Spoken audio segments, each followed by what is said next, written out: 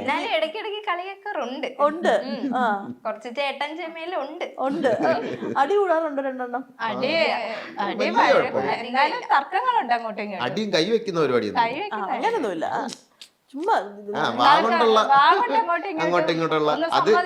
വേറൊരു കാര്യം, രണ്ടുപേർക്കും അത്യാവശ്യം നല്ലോണം ഹിന്ദി അറിയാന്നുള്ളതുകൊണ്ട് പുറത്തുനിന്ന് ആരെങ്കിലും കേട്ടാലും മനസ്സിലാവത്തില്ലല്ലോ. ഹിന്ദിയിലങ്ങ് തുടങ്ങും. മനസ്സിലാവത്തില്ലല്ലോ. അതല്ല, നന്നായിട്ട് എനിക്ക് മനസ്സിലാവും. പുള്ളിക്കാരത്തേക്ക് വലിയ നന്നായിട്ട് അങ്ങോട്ട് മനസ്സിലാവും. അയ്യോ, അപ്പൊ ചേച്ചിനെ പറ്റിക്കാൻ ഇവര് മൂന്നുപേരും കൂടെ ആക്ഷനിൽ മനസ്സിലാവും. ആക്ഷൻ പിടിക്കും. അതൊക്കെ ഇപ്പൊ ട്രൈ ചെയ്ത് നോക്കി ഫെയിലായ കാര്യങ്ങളല്ലേ. അതുകൊണ്ട് ഇവര് ആ ഹിന്ദി അറിയാവുന്നതുകൊണ്ട് വഴക്ക് ഇവര് ആ ഒരു മീഡിയയിലിട്ട് അങ്ങ് മാറ്റും. ആ സമയത്ത് ഒന്നും മനസ്സിലാവത്തില്ല. അറ്റ് ലാസ്റ്റ് ആരാ ഇടപെടേണ്ടത്?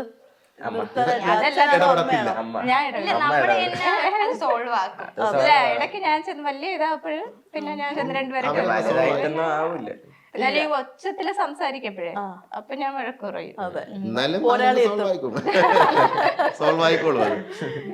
ഈ നമ്മുടെ പേജിന്റെ ഈ കപ്പയും കാന്താരിയും പേരിടാൻ എന്താ കാരണം?